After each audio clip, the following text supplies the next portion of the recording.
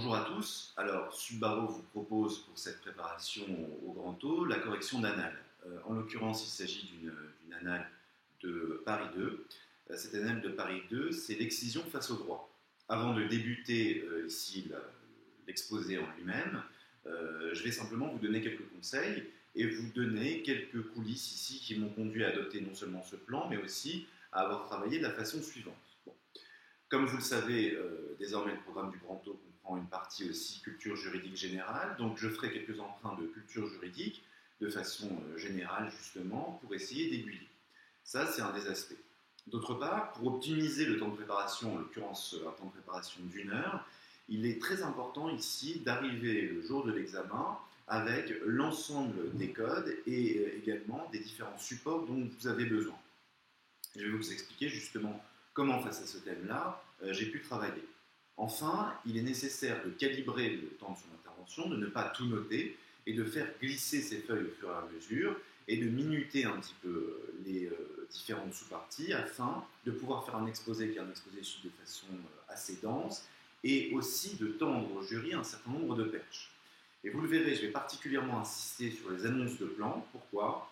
Il me paraît indispensable d'avoir des annonces de plan extrêmement claires, donc je pratique la règle de la triple annonce de plan, afin de faire en sorte d'être certain que le jury, le jour de l'examen, composera justement, enfin aura la possibilité de reprendre le plan, ce qui facilitera par la suite le fait qu'il y ait un souvenir, une trace de ma prestation, et cette trace de ma prestation va le conduire tout simplement à dire voilà, cet étudiant que j'avais face à moi à ce moment-là avait un plan. Donc même si véritablement le sujet ne vous inspire pas, il est indispensable d'essayer de mettre en exergue un plan. Par rapport au choix du plan en lui-même, vous verrez que j'ai axé ce plan sur des libertés et droits fondamentaux.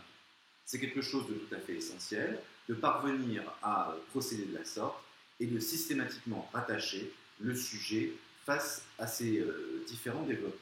S'agissant maintenant, à proprement parler, de l'excision face au droit, j'ai quelques connaissances personnelles. Au-delà de ces connaissances personnelles, je me rends bien compte que l'excision, c'est un phénomène qui est interdit et qui est frappé, compte tenu de sa gravité, de sanctions pénales. Je m'oriente donc directement vers le code pénal en source de préparation. Je m'oriente vers le code pénal et je vois qu'un certain nombre d'infractions sont récentes et je pioche ça et là un certain nombre de jurisprudences, notamment des jurisprudences rendues sur le fondement de l'infraction de torture, acte de barbarie et torture. Dès lors, j'élargis mes recherches. Il ne s'agit pas d'un exposé de droit pénal, mais d'un exposé de liberté et droits fondamentaux. Une fois que j'ai cette source-là, j'arrive à rattacher à deux libertés fondamentales essentielles, qui vont véritablement ici être mes lignes directrices. D'une part, la prohibition des actes de torture et de barbarie, c'est-à-dire l'article 3 de la Convention européenne des droits de l'homme, donc la dignité humaine. Et d'autre part, c'est tout aussi important, la liberté de conscience qui est invoquée par certains pour justifier ce type de pratique. Dès lors, j'ai d'ores et déjà un balancement. Mon idée ensuite va être, lorsque je regarde ces deux libertés fondamentales, de voir qu'il y a entre elles, c'est relativement rare et donc il faut le souligner, il y a entre elles une hiérarchie. Il n'existe pas de possibilité de déroger à cet article 3. On parle d'un droit indérogeable, alors qu'il existe des possibilités d'encadrer, de limiter la liberté de conscience. Et donc, on a dès lors un balancement. Enfin, un dernier élément, lorsque je compose, lorsque je prépare ce grand O, nous sommes en 2017, il faut que je l'actualise et toute l'actualité de la question va figurer en fin de préparation. Je vais rattacher ces développements-là à une thématique d'actualité. Alors, par exercice, je vais rattacher à des connaissances qui me sont personnelles, c'est-à-dire des connaissances qui sont en droit pénal et en droit de la famille. Comme ça, je tends des perches au jury afin que celui-ci, le cas échéant, s'il n'a pas préparé de questions, ou encore aiguillé par moi, vienne me poser suffisamment de questions sur des thématiques qui sont les miennes. Voici ce qu'il en est.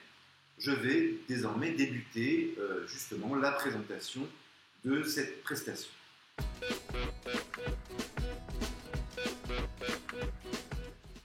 Mon sujet est l'excision face au droit. Si, comme l'indiquait Malraux dans un aphorisme resté célèbre, le XXIe siècle sera religieux, ne sera pas. Toutefois, le législateur peine à concilier parfois la liberté de conscience avec les exigences liées aux droits de la personne et aux droits de la personnalité. Différentes lois, d'ailleurs, viennent traiter de cette thématique, à l'instar de la loi du 5 août 2013 portant diverses dispositions d'adaptation dans le domaine de la justice en application du droit de l'Union européenne et des engagements internationaux de la France. Ce texte vient d'ailleurs incriminer les mutilations sexuelles et donc certaines formes d'excision. L'excision est une ablation du clitoris. Elle a une origine quelque peu incertaine. Alors, dans certaines ethnies, cette origine, c'est le mythe des vagins dentés. Le clitoris serait la dernière dent qu'il faudrait supprimer. Pour d'autres ethnies, il s'agirait d'un dard qui peut blesser, voire tuer l'homme. Donc, il faut le supprimer. Il convient donc d'indiquer que l'ablation du clitoris, l'excision, n'est pas rattachée à une des grandes religions monothéistes, mais davantage une coutume qui certes se fonde sur la liberté de conscience pour certains, mais ce n'est ici qu'une coutume. En réalité, à l'heure actuelle, l'excision renvoie tout de même à une image de la femme qui est très particulière, car souvent on va justifier l'excision d'un point de vue sociétal, dans la volonté de juguler les naissances. Ainsi, les femmes ne vont avoir de rapports sexuels que pour enfanter, l'ablation du clitoris ayant pour effet de leur retirer toute forme de plaisir.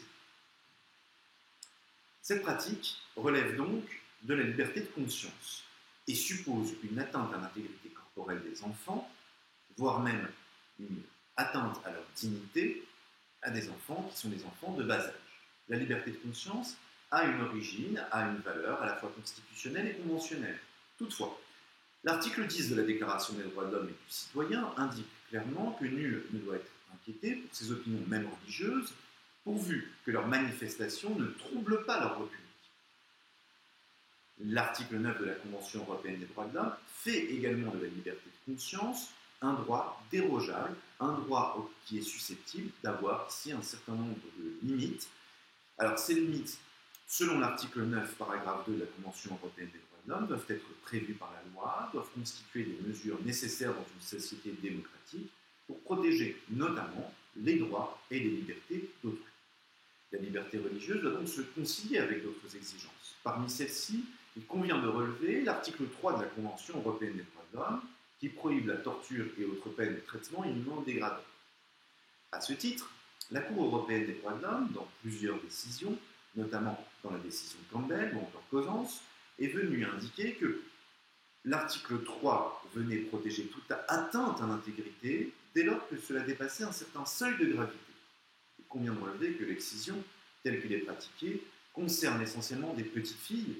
Dès lors, ce seuil de gravité est facilement dépassé. Et il protège à la fois la dignité humaine et les atteintes qui sont des atteintes corporelles. En droit interne, les juridictions, qu'elles soient pénales, civiles ou administratives, n'admettent pas l'excision. Ainsi, le Conseil d'État, dans une décision du 21 décembre 2012, est venu considérer qu'il était possible d'accorder le droit d'asile à une femme en cas de risque d'excision dans son pays. De la même façon, les juridictions civiles et pénales interviennent. S'agissant des juridictions pénales, elles utilisent les outils mis à leur disposition par le Code pénal afin de réprimer les auteurs de l'excision ainsi que leurs complices.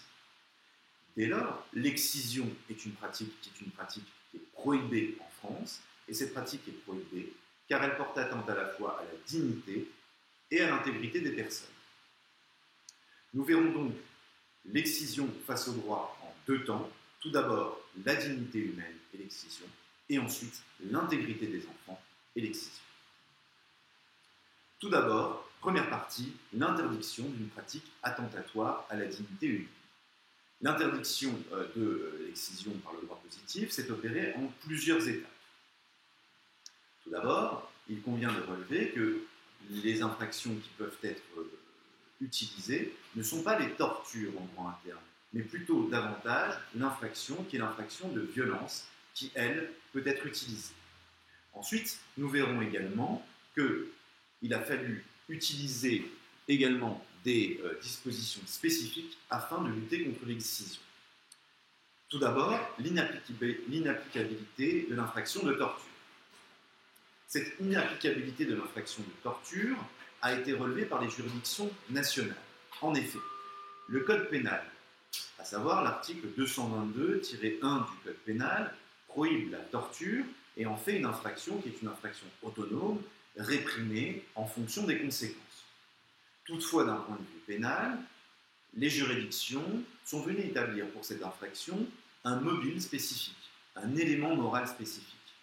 Pour que l'infraction puisse être retenue, il est indispensable que son auteur ait la volonté, l'objectif spécifique de vouloir faire souffrir la victime. Dans l'excision, il n'en est rien. Dans l'excision, il s'agit de respecter une coutume. Les parents ou l'exciseur ne cherchent pas à proprement parler à faire souffrir la victime. Cette qualification ne peut donc pas être retenue, comme l'illustre notamment un arrêt de la Chambre criminelle de Cour de cassation du 20 août 1983. Dès lors, il convenait de relever qu'il existe d'autres infractions, et tout simplement l'infraction de violence, qui, d'autant plus, est aggravée en fonction de l'âge de la victime et dont la répression dépend également de l'interruption de travail qui en résulte, mais en l'occurrence, une ablation du clitoris entraîne une mutilation ou une infirmité permanente, ce qui signifie qu'avec la combinaison de ces deux circonstances aggravantes, on arrive assez facilement sur une qualification qui est une qualification d'ordre criminel. Le législateur estimait que cette protection n'était pas une protection suffisante. C'est pourquoi, par la loi du 4 avril 2006, le législateur a étendu les règles de compétence afin de faire en sorte de pouvoir poursuivre l'exciseur ainsi que ses complices. Il existe de ce point de vue-là désormais la possibilité de poursuivre les différentes personnes autour de l'excision, quand bien même la victime n'est pas française, quand bien même les pratiques ont eu lieu à l'étranger, dès lors que la victime vit habituellement en France. De ce point de vue-là, l'on a un droit positif, qui est un droit positif qui fait en sorte de protéger suffisamment. Il convient également de mentionner que les règles relatives au secret médical reçoivent exception, selon l'article 226-14, premièrement du Code pénal, reçoivent exception dès lors que le médecin constate une excision, il s'agit de mauvais traitements sur enfant, donc il est possible pour lui de le révéler aux autorités. Ce droit positif a dû être par la suite complété. Il a été complété par l'adoption de textes d'incrimination de mutilation sexuelle. Voyons donc, dans un deuxième temps de cette première partie, l'adoption de textes d'incrimination de la mutilation sexuelle. Ces textes résultent de la loi du 5 août 2013 et viennent créer un certain nombre d'infractions dites infractions obstacles. Ainsi est incriminé le fait de faire à un mineur des offres, promesses, dons, avantages, afin qu'il se soumette à une mutilation sexuelle. C'est un article 227-24-1, alinéa 1er nouveau, qui a, de ce point de vue-là, été adopté. Cette incrimination vient compléter le droit positif. Il convient de relever qu'il est interdit ici non pas la mutilation sexuelle en elle-même, puisque celle-ci est déjà prohibée, comme on l'a vu, par des infractions de droit commun, non pas non plus la complicité, non pas la tentative, mais même avant cela, la simple préparation d'une excision. Cette simple préparation de l'excision va être incriminée en tant que telle, et donc désormais, on a des textes qui prévoient des peines spécifiques qui vont faire en sorte d'incriminer toute préparation d'excision. Alors on peut penser aujourd'hui, par exemple, à une préparation d'excision qui aurait lieu en France, et avant cette loi, il était impossible, avant que celle-ci ne soit tentée ou commise, de pouvoir la réprimer. Désormais, c'est parfaitement possible en ayant recours à ce type d'acte. La peine encourue est une peine qui est une peine délictuelle, de 5 ans d'emprisonnement et de 75 000 € d'amende. Et assez rapidement, ici, on voit que la source d'inspiration du droit positif, c'est en réalité un certain nombre de conventions et traités internationaux, au titre desquels il convient de relever la Convention du Conseil de l'Europe sur la prévention et la lutte contre la violence à l'égard des femmes et la violence domestique, signée à Istanbul le 11 mai 2011, qui, justement, est le texte qui a été transposé par cette loi. Donc, de ce point de vue-là, il est relativement facile de prévenir toute forme de mutilation sexuelle et d'excision par le recours à des textes qui sont des textes appropriés, sévères, qui viennent réprimer, même en amont, de tels agissements. Mais la terminologie employée par le texte pénal interroge. On ne parle plus d'excision, on ne parle pas d'ablation du clitoris, mais une terminologie plus large, celle de mutilation sexuelle. Dès lors, il convient de s'interroger, est-ce que tous les traitements violents sur les enfants sont interdits? C'est notre deuxième temps de présentation. Deuxième partie, la prohibition des atteintes corporelles aux enfants. L'article 227-24-1 évoque la notion de mutilation sexuelle. Il ne s'agit donc pas d'une protection spécifique aux jeunes filles. Ceci va conduire inévitablement à considérer que tous les mauvais traitements, finalement, vont être interdits par le droit positif. Nous envisageons donc la présentation en deux sous-temps. Tout d'abord, de l'excision aux mutilations sexuelles, avant de s'interroger de façon plus générale sur le point de savoir si tous les mauvais traitements, tous les traitements violents sur les enfants sont prohibés. Tout d'abord, de l'excision aux mutilations sexuelles. La loi va au-delà de ce que prévoyait la Convention internationale. La Convention internationale en elle-même, c'était son article 38, parlait de mutilation génitale féminine. Dans les travaux préparatoires de la loi, il convient de relever un certain nombre de termes employés justement à l'occasion de ces travaux préparatoires. Les députés ont jugé qu'une protection exclusivement consacrée à l'excision était finalement contraire au principe d'égalité devant la loi. Ce point peut interroger. En effet, interdire l'excision ne concerne pas les garçons. S'agissant des garçons, il n'existe pas de pendant de l'excision. Certains veulent faire croire que le pendant de l'excision pour les garçons réside dans la circoncision. Or, de façon générale, la coutume admet la circoncision. Il s'agit d'une pratique qui est une pratique millénaire. Il n'existe pas de poursuite pénale exercée en cas de circoncision. La circoncision, c'est-à-dire l'ablation du prépuce, ici, ne constitue pas un acte de torture et de barbarie, quand bien même il s'agit d'un acte qui est un acte absolument définitif, mais néanmoins, la circoncision se justifie de la même façon par la liberté de conscience et de religion. Elle est pratiquée par au moins deux grandes religions monothéistes, à savoir l'islam et le judaïsme. La circoncision, néanmoins, constitue une mutilation, en ce sens que le prépuce, une fois qu'il y a une ablation, ne va pas pousser, mais constitue ici une mutilation qui revêt d'un caractère sexuel. Dès lors, que souhaitait faire le législateur? Souhaitait-il interdire à la fois la circoncision et l'excision? Ce point semble interrogé de ce point de vue-là. Néanmoins, on voit que de façon générale, la tendance est à interdire l'ensemble des violences susceptibles d'être commises sur les enfants. C'est ce que nous allons voir maintenant dans un deuxième sous-temps, vers une interdiction générale des violences sur les enfants. Comme on l'a dit, la circoncision, jusqu'ici tolérée, semble par ce texte être désormais prohibée. Plusieurs autres décisions peuvent être relevées dans le même sens. Ainsi, un tribunal correctionnel à Cologne, le 7 mai 2012, a prohibé justement la circoncision.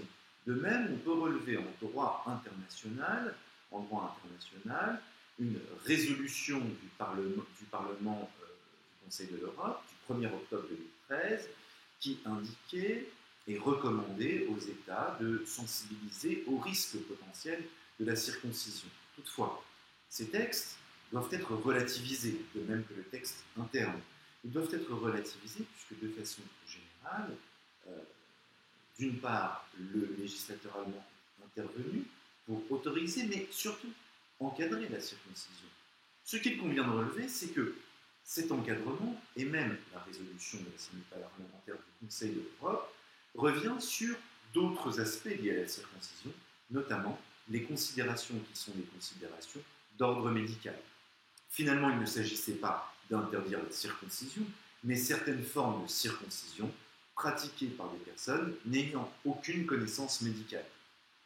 Cette pratique, mieux encadrée désormais, va pouvoir continuer d'être effectuée, mais de façon générale. On a un texte général qui est adopté. Dès lors, la circoncision est susceptible d'être prohibée uniquement lorsque le circonciseur n'a pas ici de connaissance médicale. Dès lors, ce n'est plus la liberté de conscience, ni même l'intérêt médical qui justifie la circoncision, et l'on a, de ce point de vue-là, la volonté de protéger davantage les enfants. Au-delà même du texte, récemment, le législateur a considéré qu'il était nécessaire d'inscrire dans le Code civil, dans la partie du Code civil, ce n'est pas anodin, consacrée à l'autorité parentale, la prohibition de toute forme de violence corporelle. Jusqu'ici, ce que faisait la jurisprudence, c'est d'admettre les violences dès lors que ces violences n'étaient ni habituelles, ni excessives. On peut citer l'arrêt principe en la matière de la Chambre criminelle du 21 février 1990. Cette possibilité de pratiquer les violences relevait de ce que l'on appelle le droit de correction. Ces jurisprudences ont été établies il y a longtemps, elles existaient aussi au profit des enseignants. Mais l'on trouve désormais des décisions dans lesquelles, fréquemment, il est indiqué que les violences n'ont aucune vertu pédagogique. Plus encore, un certain nombre de textes, de rapports, font état du fait que les violences corporelles sur les enfants doivent désormais être prohibées. On peut citer le Comité européen des droits sociaux du Conseil de l'Europe, dans une décision du 4 mars 2015, ou encore le Comité européen qui concerne la France, a à plusieurs reprises indiqué à partir de la Charte sociale européenne qu'il convenait d'interdire. C'est pourquoi un texte, finalement, était censé venir et adopter cette prohibition. Ce texte a été censuré par le Conseil constitutionnel dans une décision du 26 janvier 2017. Non pas que le Conseil constitutionnel soit favorable aux violences exercées sur les enfants, mais une nouvelle fois le législateur a, de ce point de vue-là, commis une erreur censurée par le Conseil constitutionnel. Cette erreur, c'est d'avoir méconnu la règle dite de l'entonnoir. Cette règle, c'est que, tout simplement, on a introduit en première lecture une disposition qui n'avait rien à voir avec l'objet du texte. Le texte a donc été censuré et le législateur n'est pas intervenu à nouveau. Dès lors, il convient de constater que l'excision, au même titre que d'autres domaines du droit, est frappé par un phénomène où le législateur intervient fréquemment, mais il intervient souvent mal. En conclusion, les interventions successives du législateur sont particulièrement malhabiles. Et comme l'indiquait Montesquieu, une mauvaise loi oblige toujours le législateur d'en faire beaucoup, d'autres souvent très mauvaises, pour éviter les mauvais effets ou, du moins, remplir l'objet de la première. Je vous remercie. Voici pour l'exposé à proprement parler. Quelques mots pour terminer, tout simplement pour vous indiquer ce que j'ai souhaité faire. Tout d'abord, j'ai respecté le format global. Je pense que le jury m'aurait interrompu aux alentours de 10 à 12 minutes afin de passer à la phase de questions. Mais quoi qu'il en soit, j'ai préféré allonger un petit peu l'exposé, faire une ouverture vers la fin. Et le jury va être particulièrement sensible à cette ouverture. Question d'actualité de jour. Et j'ouvre sur des dispositions qui ont trait au Code civil, donc à l'autorité parentale, et enfin, à la toute fin, véritablement ici, sur des dispositions d'ordre constitutionnel. Mon idée, c'est quoi? C'est de tendre les premières perches au jury. S'il m'interroge sur le droit pénal, tout mon exposé tourne autour du droit pénal, la transposition d'un certain nombre de textes, la surtransposition le cas échéant, mais surtout sur des règles relatives à la famille, à l'autorité parentale, et également cette règle de l'entonnoir. Bien évidemment, il s'agit de connaissances dont je dispose. Toute l'idée était là. Par ailleurs, comme vous l'avez constaté à plusieurs reprises au cours de l'exposé, j'ai rythmé mon exposé avec quelques silences. Silence avant une transition, silence avant la conclusion. Avant la conclusion, j'ai frappé un silence, puis j'ai dit en conclusion, et ma conclusion tenait en une seule phrase, relativement dense, mais une seule phrase, pour que le jury sache à quel moment il convenait ici de passer à la phase de questions. Au tout début de mon exposé, j'aurais salué le jury. Je frappe à la porte, j'attends qu'on m'invite à entrer, je salue le jury, je regarde la personne qui est au milieu. Bonjour madame ou monsieur le président. puis je face aux autres membres du jury, madame, monsieur et les autres membres du jury. Passant de ce point de vue-là, je m'approche de la chaise où je suis censé m'asseoir dans les IEJ où on fait une prestation assise, je mets la main sur le dossier, j'attends qu'on m'invite à m'asseoir, j'attends qu'on me donne la parole. Là, je rappelle le sujet et je débute. Voilà, il s'agit de quelques conseils qui sont généraux. Ce sujet est un sujet qu'on peut qualifier de relativement facile, il n'y a aucune prise de risque, mais comme vous le voyez, il s'agit d'un sujet dit de droit positif, certainement pas une plaidoirie. C'est-à-dire l'excision face au droit, je dois de ce point de vue-là essayer de faire en sorte de refléter le droit positif. Et même, ce n'est pas le cas, je vous rassure tout de suite, si j'étais favorable à l'excision, j'aurais dû, de la même façon, venir et développer des aspects qui étaient des aspects qui concernent le droit positif et montrer à quel point le droit positif lutte contre l'excision. Volontairement, j'ai cité de nombreuses sources, code pénal, code civil, droit international, droit européen, pour montrer toutes les différentes ramifications du droit. C'est l'idée essentielle. Ma montre était posée sur le côté afin que je puisse, ici, fréquemment, voir où j'en étais. Enfin, je me suis efforcé de balayer mon regard vers les différents membres du jury et de vous regarder le plus possible. Voilà ce qu'il en est. Si j'avais plus rédigé, j'aurais été absorbé par mes notes. Là, en ayant moins rédigé, j'ai pu vous regarder. Voilà, je vous remercie de votre attention et j'espère que cet exposé vous sera bénéfique. A très bientôt, j'espère, à Sud Barreau. Au revoir.